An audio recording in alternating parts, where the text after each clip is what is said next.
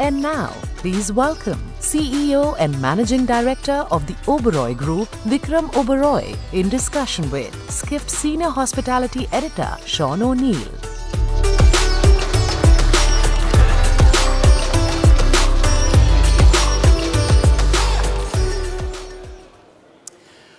So nobody knows luxury the way Oberoi knows luxury. And I think as everyone here understands and knows, Oberoi, the brand, was picked as the world's best hotel brand by Travel + Leisure. And we're honored to have Mr. Vikram Oberoi with us. Thank you, Vikram, for being here. Thanks, Sean. Thank you. It's a pleasure to be here. Thank you very much. So is it true that you were born and spent early years in a hotel? Or?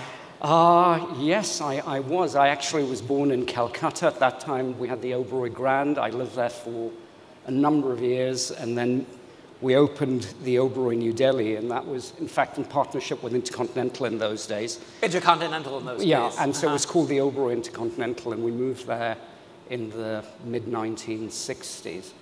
And so the first 10 years of my life was spent in a hotel. Spent first 10 years of your life in a hotel. It's like really having hospitality in your blood. Yes. Yeah, no, it's something that I deeply enjoy. I think we should only do what our passions are, and I'm blessed that I can work with great people. I love what I do. I couldn't ask for anything more. Wonderful. So I'm quite fortunate. Wonderful. Well, I'd like to first start talking about the portfolio and growth at Oberoi Group. So Oberoi Group has about 30 properties today. 19 of those are branded Oberoi, 10 are branded Trident, which is another luxury brand, and you have a few others. So that portfolio of 30 is not that different from what you had, say, in 2010. It's a little bit bigger. But you announced in November your Vision 2030 plan. So what is that? Yeah, well, before I talk about our growth, I think if I could just say why growth is important for us. Please. And there are three reasons for that. One is, of course, when guests travel, we want guests to be able to stay at our hotels if they're loyal to either one of our brands. So we need to be in locations where they travel to, certainly in India and maybe in key geographies overseas. The second is that attracting, retaining, and growing talent is something that is very, very close to our hearts. It's in our company's DNA. And we want people to grow with Oberoi rather than grow elsewhere. And the third reason is if you want to create shareholder value, then growth is an important criteria for creating shareholder value. So if I just want to make sure I get that. So you want to have a network of properties because it helps with building loyalty, which reduces the cost of customer acquisition. You have, it's important for developing your talent at your company because it boosts career retention if you can give employees more options. And then you said shareholder value, yeah, right? Shareholder value. Thank you. And our vision for 2030 is to expand both the Oberoi brand and the Trident brand.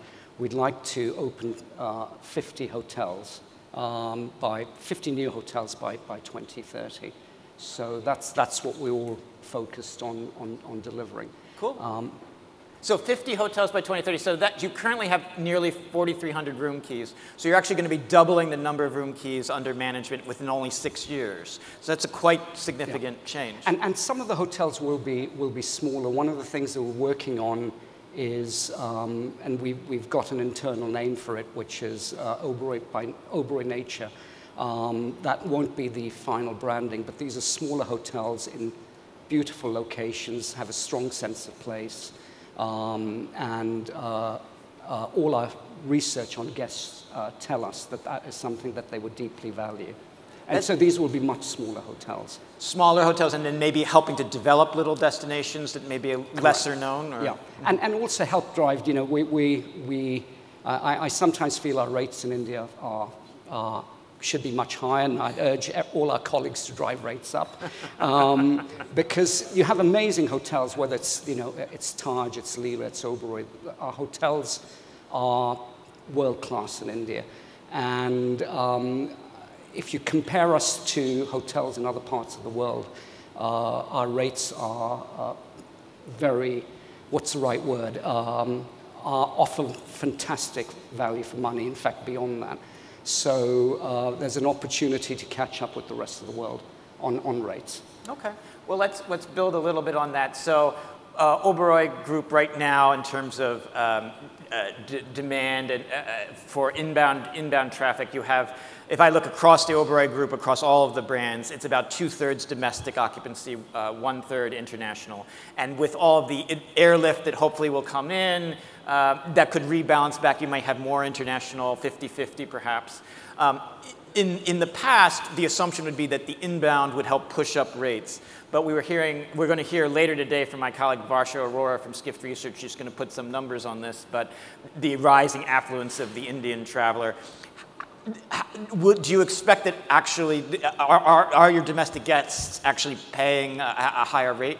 Sean, they absolutely. So when we look at the actual rates achieved for our domestic guests, vis-a-vis guests coming from other parts of the world, the rates in a particular hotel, and it'll vary from location to location, but our average room rates for our Indian guests is higher than it is for our overseas guests. Higher for the domestic guests than for the Correct. overseas in leisure.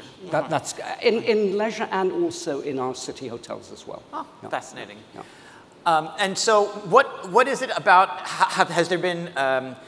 I guess when you're thinking about Reliance Industries, has been a long time shareholder since about 2010.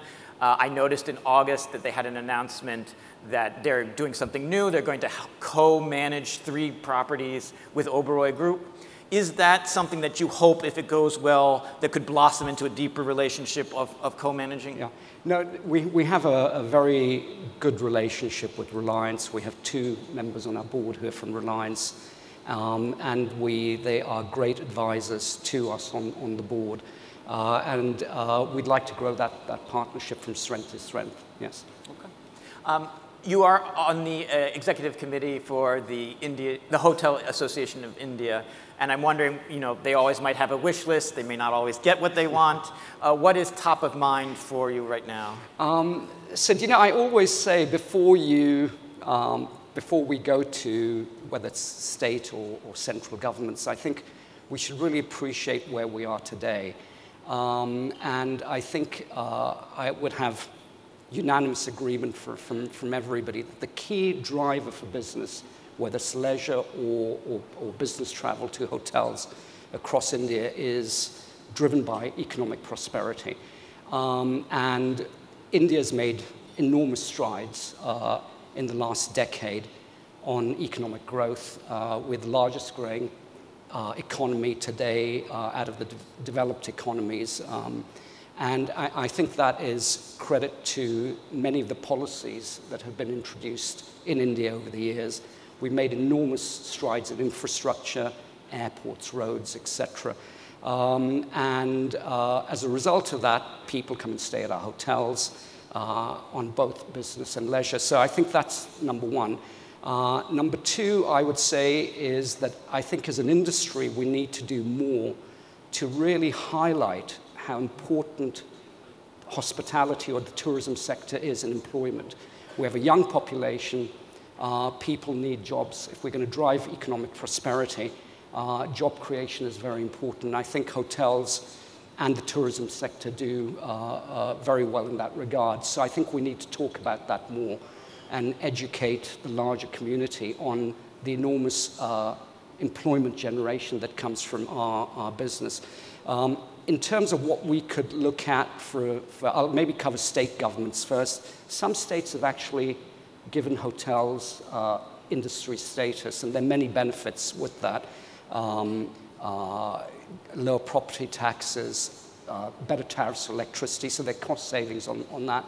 And I'd encourage more states to do that. And at a central level, EIH may not directly benefit as much from that. EIH is the parent company of our parent listed company. But I think if we want to drive growth in hotels and increase supply as India's demand grows, then giving infrastructure status to the industry would be important.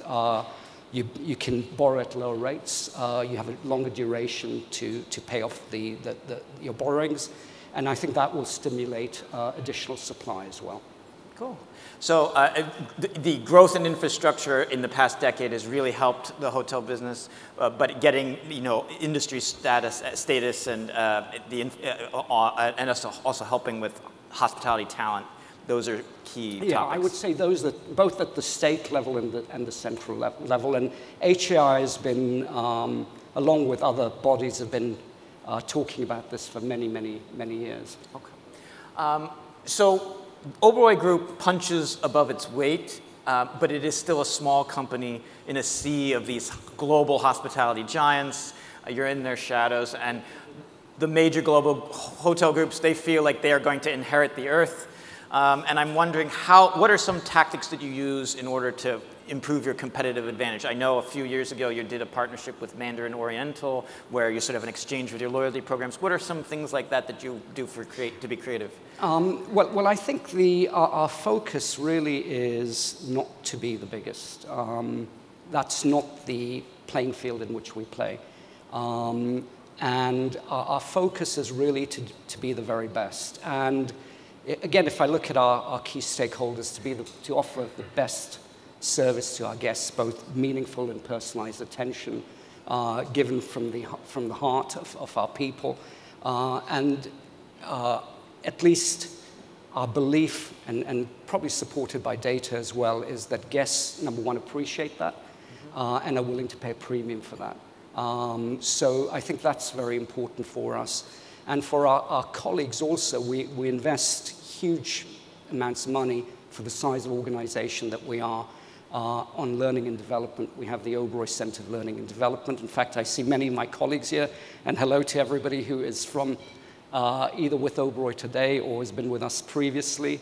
I see a number of familiar faces. And in order for us to attract the best talent, the best way to do that is to give people a strong foundation that allows them to grow within Oberoi or outside of Oberoi. So we're very proud of the investments we make in human talent, and that allows us also to attract the best talent as well. So I think that gives us a very strong foundation to really provide exceptional levels of service and really to be the very best we can. And we take guest feedback really to our hearts. Our chairman emeritus would, if people spoke to him, and many people here know him as well, and if they asked him, I went and stayed at your hotel, the first question, and I had a very good stay, he'd tell me, what could we do better? What is it that we could do better? So that's really what drives us to give the best possible service and best possible experience to our guests. We're far from perfect, but we really strive for perfection. So it's a virtuous circle of like the talent and the hospitality management feeding in, giving people career opportunities, but then that encourages them to provide the best level of service, and then it circles. And Sean, what's very important, we are